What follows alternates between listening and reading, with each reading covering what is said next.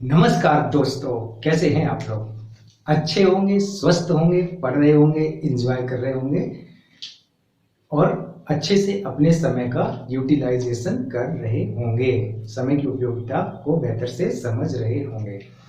दोस्तों, आप लोगों ने क्या कभी हाथी देखा है? हाथी देखा है क्या कभी आप लोगों ने? हाथी किसने नहीं देखा होगा सर? हाथी तो सब लोग देखते हैं। हाथी तो अधिकांश लोग देखे हुए होते हैं। आप लोगों ने देखा हाथी? अच्छा, तो हाथी कैसा होता है आप लोग तो बता देंगे। चलो, आज हम आप लोगों को एक कहानी सुनाते हैं। ठीक है, एक कहानी सुनाते हैं और हो सकता है कि ये कहानी आप लोगों ने पहले भी सुनी हो। आप सभी लोगों ने पहले भी ये कहानी सुनी हो। दोस्तों, कहानी कुछ ऐसी है कि एक गांव में 6 अंधे रहते थे और पहले भी उस गांव में हाथी आया होगा। ऐसा तो नहीं है कि हाथी नहीं आया होगा। तो उस गांव में एक दिन हाथी आया। तो हाथी आया तो उन लोगों ने ये डिसाइड किया कि हमने हाथी के बारे में सुना तो बहुत है, हाथी के बारे में सुना तो बहुत है, लेकिन हमने हाथी को देखा नहीं है। तो आज हम लोग क्या करते हैं? आज हम लोग 6 जने क्या करते हैं? आज हम लोग 6 जने चल के देख लें कि हाथी कैसे होता है। ठीक है, तो भी जो 6 लोग थे, ये 6 लोगों ने निश्चित किया कि आज हम आखिर गांव में जाके हाथी के छू करके देख लें कि हाथी होत कैसे है। हमने सुनो तो बहुत है, लेकिन आज महसूस करके देख ले हम कि हाथी कैसे होता है। मेरे प्यारे दोस्तों, उन लोगों ने डिसाइड किया और वो हाथी के पास जाते हैं।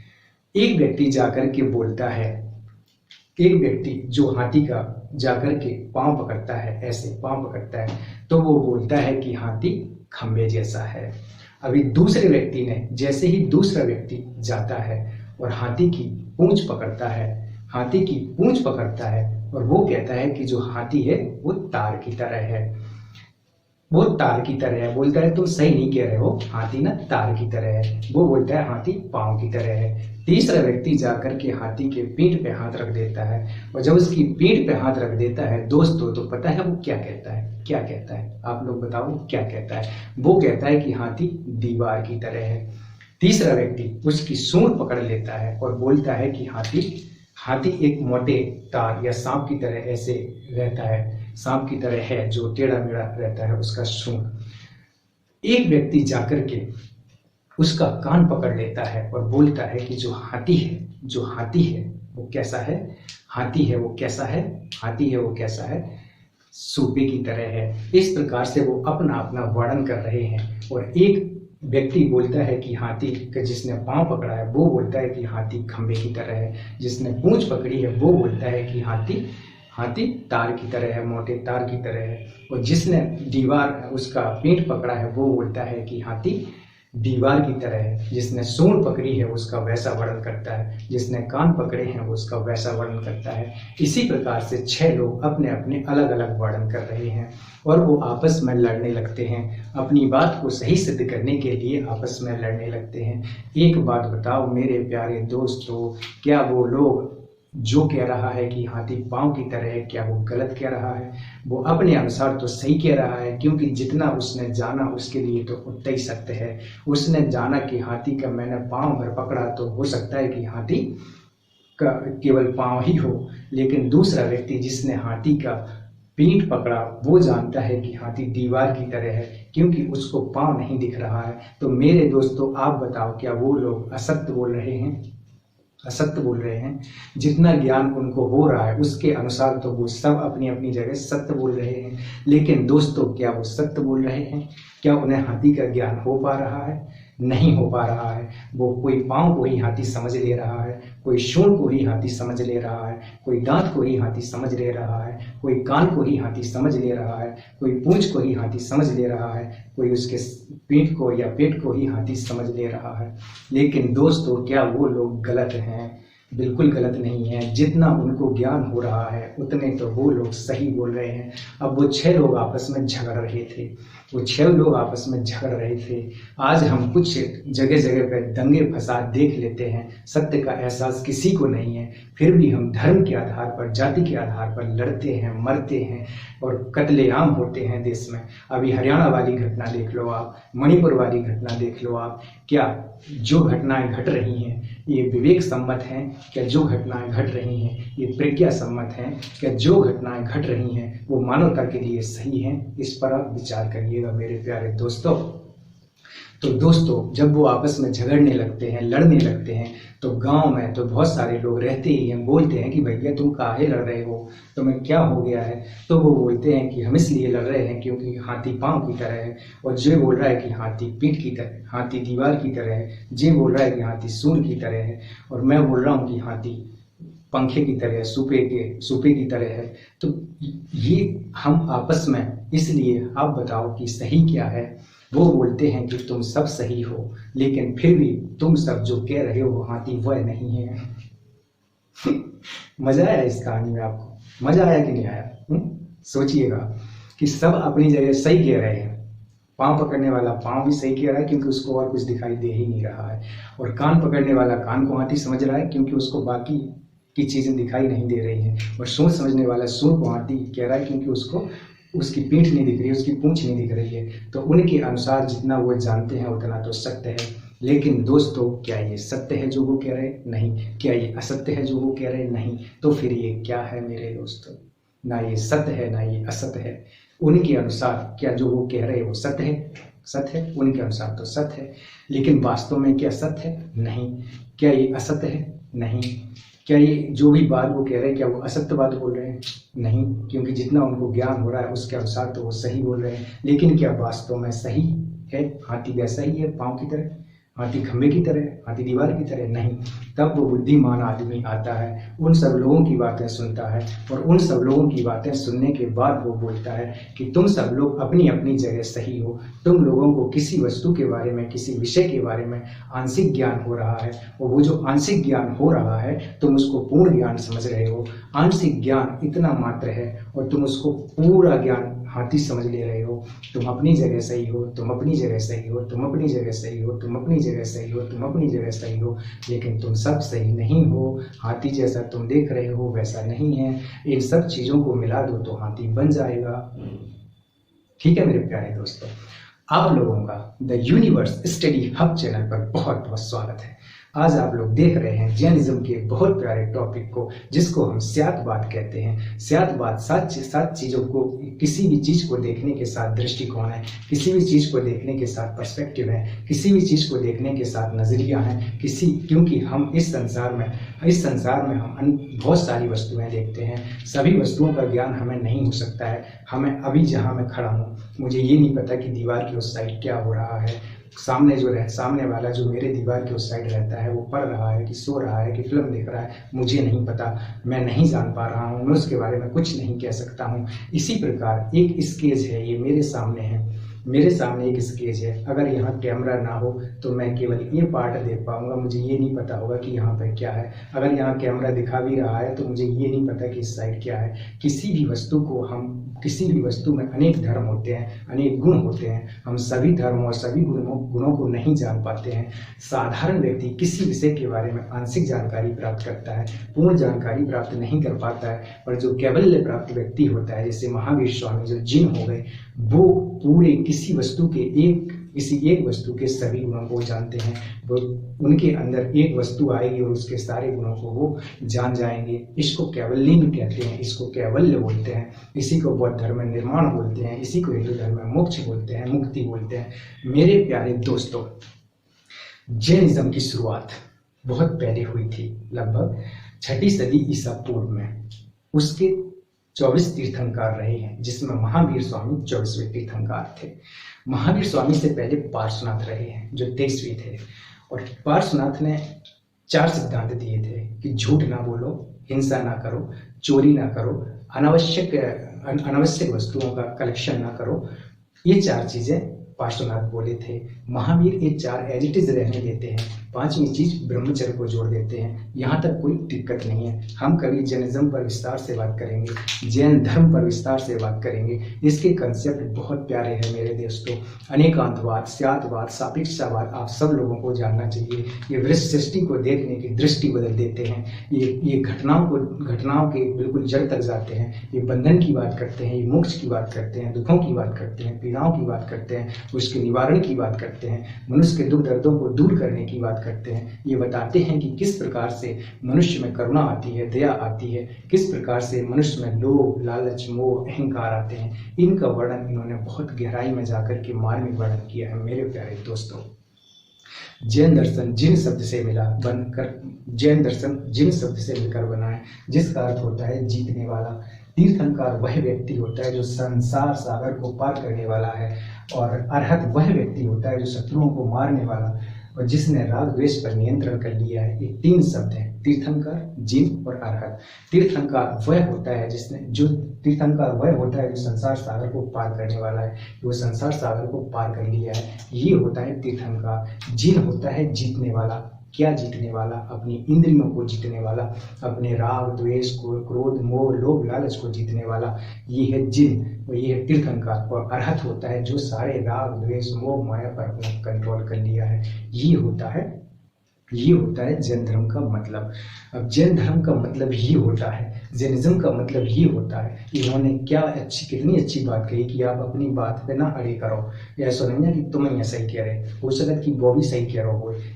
एक घटना के देखें कि कई दृष्टिकोण हो, एक चीज के देखने के कई नजरिया होते हैं। आप किस नजरिए से देख रहे हो मुझे नहीं पता, वो कौन नजरिए से देख रहे हो वो नहीं पता, जो कौन नजरिए से देख रहे हो ये नहीं पता। हम अपने अपने नजरियों से, अपनी अपनी मानसिकता से, अपनी अपनी बुद्धि से, अपने अपने विवेक से किसी चीज को देखते हैं। इसका मतलब ये नहीं है कि जो आप कह रहे हैं वही सही है। सभी लोग बैठ करके कोई अगर प्रॉब्लम्स है तो सभी लोग बैठिए, उस पर चर्चा करिए और एक एक बात को उसको तोड़ने का प्रयास करिए। आप देखेंगे कि शांति से समस्या का हल हो गया है।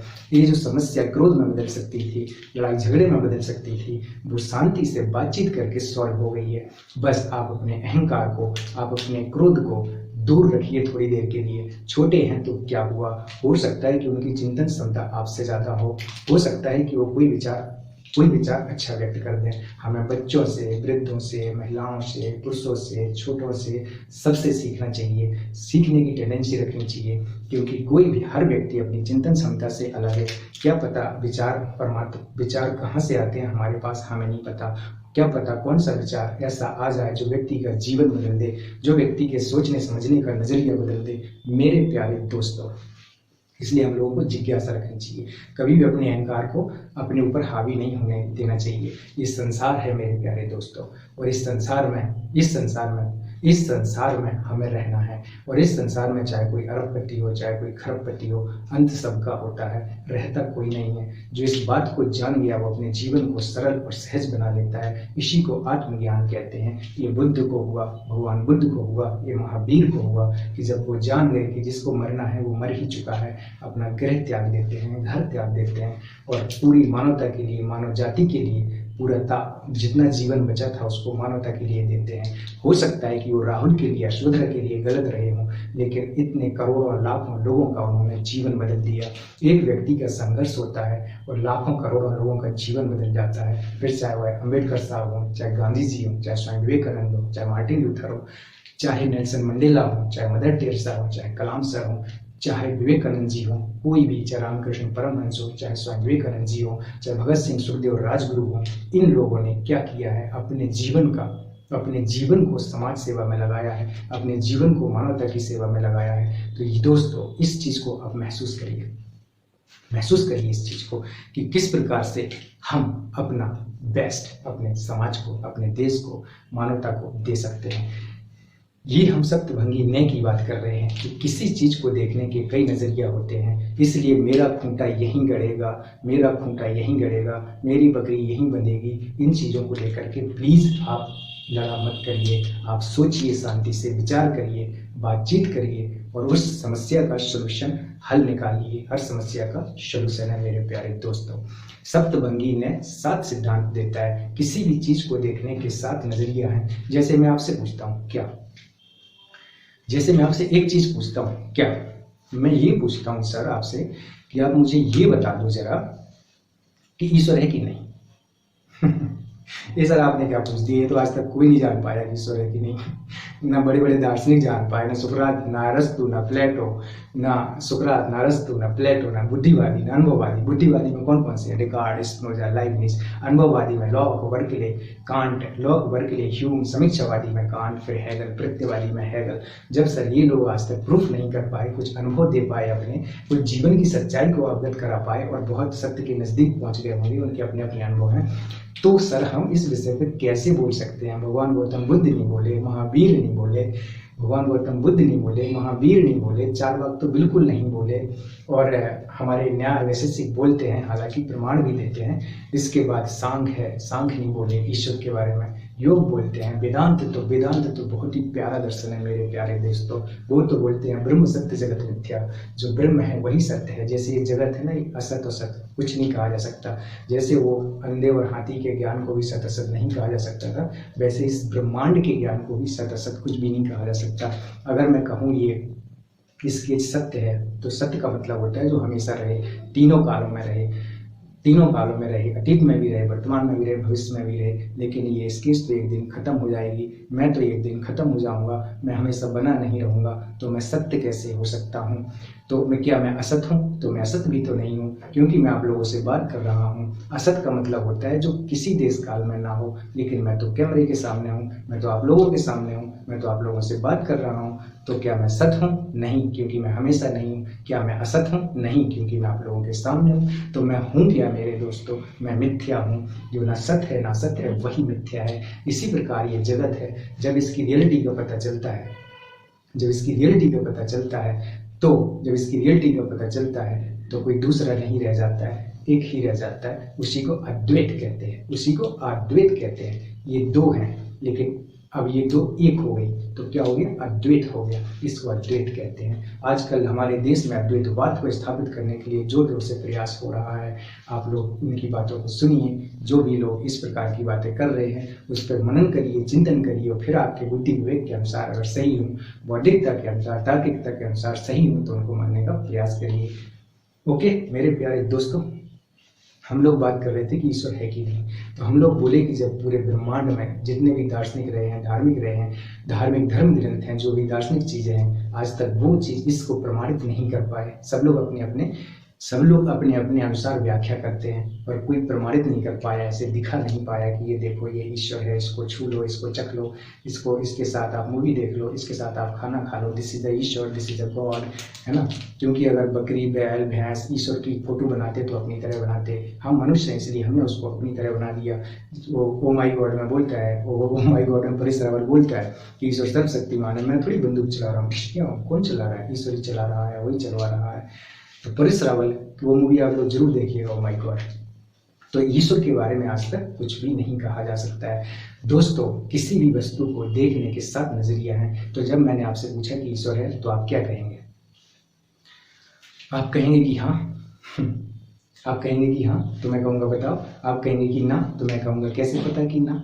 हो सकता है कि हो ईश्वर, हो सकता है कि सब कुछ ईश्वर हो, क्योंकि ईश्वर के मानने की 3 विचारधाराएं होती हैं। एक को बोलते हैं सर्वेश्वरवाद, मतलब सब कुछ ईश्वर है, सब कुछ ईश्वर ही है और ईश्वर ही सब कुछ है। फिर तो स्केच भी ईश्वर है ना, ब्लैक होल भी ईश्वर है, क्योंकि सब कुछ ईश्वर है। सर्वेश्वरवाद, सब कुछ ईश्वर है और ईश्वर ही सब कुछ है। दूसरी विचारधारा बोलती है तटेश्वरवाद, अर्थात ईश्वर इस ब्रह्मांड को, इस सृष्टि को बना करके कहीं दूर चला गया है, वो इस जगत में हस्तक्षेप नहीं करता है, जगत की गतिविधियों में हस्तक्षेप नहीं करता है। और तीसरी विचारधारा बोलती है निमित्तेश्वरवाद, अर्थात ईश्वर जगत में भी है और जगत से परे भी है, चमत्कार भी करता है, लोगों की प्रार्थनाएं भी सुनता है, लोगों के दुख दर्दों को भी दूर करता है। ये 3 पर्सपेक्टिव है ईश्वर को देखने के, 3 नजरिया है। क्या है? नजरिया। कोई भी सत्य हो सकता है, कोई भी सत्य नहीं हो सकता। उस हाथी को याद रखना आप हमेशा, हाथी को, कि आप किसी भी चीज को कंप्लीटली नहीं जान पा रहे हैं। आज साइंस भी इस चीज की खोज कर रहा है कि इस ब्रह्मांड आया कहाँ से। बिग बैंग थ्योरी है हमारी, कि बिग बैंग थ्योरी की घटना के बाद इतना बड़ा संसार बना। तो साइंस भी आज उस आदि पहले कारण को जानने का प्रयास कर रहा है कि इस ब्रह्मांड बना कैसे, इतना बड़ा यूनिवर्स बना कैसे। और जो भी आज थ्योरी है वो तब तक थ्योरी है जब तक उसकी काट नहीं आ जाती है। उसकी काट आ जाएगी तो कोई नया सिद्धांत प्रचलित हो जाएगा, वो गलत हो जाएगा दोस्तों। तो जब हमने कहा ईश्वर है तो आप बोले है, मैं कहूँगा दिखाओ, आप बोले नहीं है, मैं कहूँगा दिखाओ, दो बातें हो गई। फिर आप कहेंगे मुझे नहीं पता ईश्वर के बारे में, कोख नहीं पता सो मुझे नहीं पता, है ना भाई। तो दो बातें हो गई, स्यात है मतलब कि है, तो मैं कहूँगा दिखाओ, फिर कहेंगे नहीं है, फिर तीसरी बार चुप हो जाएंगे, चौथी बात सीधे मना कर देंगे ये मुझे नहीं पता और मुझे ईश्वर के बारे में जानना भी नहीं है। तो ये कितनी बातें हो गई? 3। जैसे ईश्वर चंद्र एक बार विद्यासागर बोलते हैं कि मुझे इस संसार में बहुत काम करना है और अभी ईश्वर आत्मा परमात्मा के बारे में विचार करने का मेरे पास टाइम नहीं है। लेकिन आप देखना कि वो टाइम मिलता कब है जीवन में, जब हम विचार करेंगे। तो सप्तभंगी ने किसी भी चीज को देखने के 7 दृष्टिकोण हैं जिनको अभी हम बताते हैं और यहाँ लिखे हुए हैं। यहाँ लिखे हुए हैं क्या? स्यात् अस्ति च स्यात् नस्ति च स्यात् अस्ति च स्यात् नस्ति च स्यात् अव्यक्तं च स्यात् अस्ति च अव्यक्तं च स्यात् नस्ति च अव्यक्तं च स्यात् अस्ति च स्यात् नस्ति च अव्यक्तं च। हमने 7 चीजें कही हैं। मजा आया? कोई गाना नहीं गा रहा था मैं बॉलीवुड और टॉलीवुड का, आप समझ लो मैं टॉलीवुड का गाना गा रहा हूँ। किसका? टॉलीवुड का। टॉलीवुड का गाना थोड़ी ना गा रहा था मैं बोल रहा था स्यात् अस्ति च, मतलब स्यात् है। स्यात् का मतलब संभावना नहीं है, स्यात् का मतलब आप शायद मत समझ लेना, स्यात् का मतलब संशय भी नहीं है, स्यात् का मतलब संशय भी नहीं है, संभावना भी नहीं है, और ये भी नहीं है कि मैं डाउट में उस चीज को बोल रहा हूँ। स्यात् अस्ति, किसी ने मुझसे पूछा कि ईश्वर है, मैं कहूँगा स्यात् अस्ति, मतलब जितना मैं जानता हूँ उतना मेरे लिए है। फिर स्यात् नस्ति, मतलब जितना मैं जानता हूँ उतना ईश्वर, उतना मेरे लिए कम से कम ईश्वर नहीं है। दूसरे के लिए रहे, वो उसका खुद का ज्ञान है, उसकी खुद की बुद्धि विवेक है, उसकी खुद की सोचने की क्षमता है, मुझे उससे कुछ नहीं लेना देना। बट जितना मुझे पता है मेरे लिए नहीं है, वो बोल रहा है जितना मुझे पता है मेरे लिए है। ठीक है, तो स्यात् अस्ति मतलब है, स्यात् नस्ति मतलब नहीं है। स्यात्, स्यात् शब्द का मतलब संभावना नहीं है, शायद नहीं है। स्यात् का मतलब है जितना मैं जानता हूँ उतना सत्य है। मैं जानता हूँ कि स्केच लाल है, तो इसको कोई काला सिद्ध नहीं कर सकता है, बस ये मेरे लिए सत्य है। अब बहुत सारी स्केच हैं, नीली भी है, काली भी है। कोई कहेगा भाई स्केच तो काली होती है, तो मैं क्या कर सकता हूँ, लेकिन जो अभी मेरे हाथ में स्केच है ये लाल है और इसमें मुझे कोई डाउट नहीं है। लेकिन यही स्केच लाल है, मैं ऐसा नहीं कह सकता। इससे भी बड़ी कोई स्केच होगी जो काली हो सकती है या लाल हो सकती है, या ऐसा भी हो सकता है कि इससे छोटी भी स्केच कोई लाल हो सकती है। तो इस जितना मुझे ज्ञान है उतना मेरे लिए सत्य है। तीसरी बात क्या बोलते हैं? स्यात् अस्ति च, पहला स्यात् अस्ति च, पहला स्यात् अस्ति च, दूसरा स्यात् नस्ति च, तीसरा स्यात् अस्ति च, स्यात् नस्ति च, स्यात् अव्यक्तं च, स्यात् अव्यक्तं च, स्यात् अस्ति च अव्यक्तं च, स्यात् नस्ति च अव्यक्तं च, स्यात् अस्ति च, स्यात् नस्ति च अव्यक्तं च। क्या है ये? सप्तभंगी न्याय का सिद्धांत है। अब क्वेश्चन यूपीएससी और पीसीएस में इस सिद्धांत को सीधे सीधे पूछा जाता है कि सप्तभंगी न्याय से आप क्या समझते हैं? सप्तभंगी न्याय का वर्णन कीजिए। सप्तभंगी न्याय किस प्रकार से अनेकांतवाद और सप्तभंगी न्याय का एक दूसरे से संबंध है? तो न्याय बता दिया। न्याय मतलब पर्सपेक्टिव है किसी चीज को देखने का। न्याय मतलब आंशिक ज्ञान है, जितना मैं जानता हूँ उतना मेरे लिए सत्य है। जितना मुझे ज्ञान हो रहा है उसमें मुझे कोई डाउट नहीं है, कोई शंका नहीं है, कोई संदेह नहीं है, कोई उसमें ये संभावना भी नहीं है कि स्यात् ईश्वर हो। नहीं, मैं जितना जानता हूँ कि ये ब्रह्मांड में मैंने आज तक ईश्वर को नहीं देखा है, ईश्वर मुझे दिखाई नहीं देता है, कहीं भी मैंने आज तक उससे बात नहीं की, मुझे नहीं मिला, मेरे जानने वालों को नहीं मिला, तो मेरे लिए कम से कम नहीं है, मेरे अनुभव के अनुसार मेरे लिए नहीं है। दूसरा बोलता है भैया मुझे तो ईश्वर के अलावा कोई दिखाई नहीं देता है, ये ब्रह्मांड उसका है, क्योंकि ब्रह्मांड तो मैंने नहीं बनाया, स्केच मैंने बनाई, लेकिन स्केच मैंने जरूर बनाई, लेकिन ये प्लास्टिक मेरा नहीं है, ये कलर भी मेरा नहीं है, इसमें इंक जो आई वो भी मेरी नहीं है, और सबसे बड़ी बात ये जो श्वास आ रही जा रही ये भी मेरी नहीं है, टमाटर भी मेरे नहीं है, आलू भी मेरी नहीं है, प्याज भी मैंने नहीं बनाई, सेब भी मैंने नहीं बनाए, संतरा भी मैंने नहीं बनाए, दाल भी मैंने नहीं बनाई, चावल भी मैंने नहीं बनाए, तो किसने बनाए दोस्तों? यही क्वेश्चन मार्क है। वो बनाने वाला कोई मुझसे शक्तिशाली है। इस स्केच को बनाने वाला मैं हो सकता हूँ, लेकिन मुझे बनाने वाला भी कोई होगा। और ये व्यवस्था देखिए क्या गजब की व्यवस्था है। ये वायु आ रही निरंतर जा रही, थोड़ी देर के लिए वायु रुक जाएगी ना तो राम राम सत्य हो जाएगा।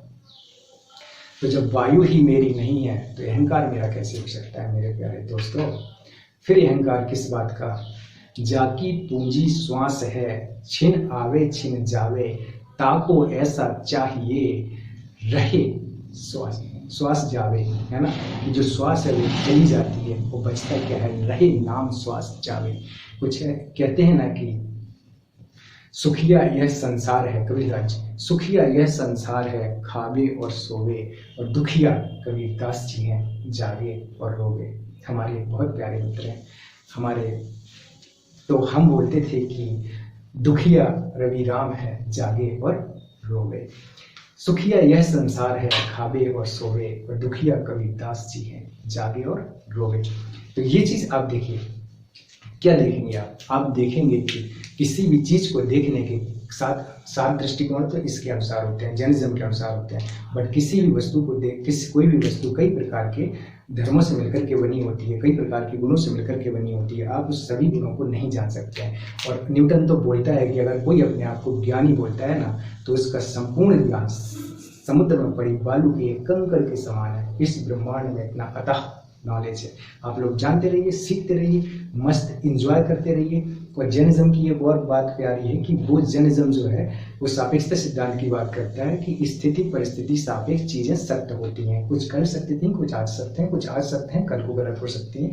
और यही चीज हमारे सापेक्षता सिद्धांत हमारे आइंस्टीन साहब भी देते हैं, और आइंस्टीन भी इस प्रकार का देते हैं। और एक जो जैनिज्म की ओर एक बहुत बड़ी बात है, वो प्रत्येक वस्तु में चेतना को मानते हैं। प्रत्येक वस्तु में चेतना है, वो चाहे इस केज में भी चेतना हो, बट इसमें उसकी मात्रा कम है। हमारे अंदर भी चेतना है, उसमें उसकी मात्रा ज्यादा है। इंसान ही वह है जो परमात्मा होने की क्षमता रखता है, इंसान ही वह है जो भगवान होने की क्षमता रखता है, जैसे गौतम बुद्ध, महावीर स्वामी। और जो गौतम बुद्ध हुए, जो महावीर स्वामी हुए, वो आप सभी लोग हो सकते हैं मेरे प्यारे दोस्तों। बस उनके रास्ते पे चल करके देखिए, जैसे IAS का सिलेबस होता है, IPS PCS का सिलेबस होता है, वैसे ही आत्मज्ञान का भी सिलेबस होता है। जो आप पढ़ेंगे, जिसको आप पालन करेंगे, तो वहां तक आप पहुंच पाएंगे। Thank you very much. पढ़ते रहिए और लाइक शेयर और सब्सक्राइब करते रहिए। बाय।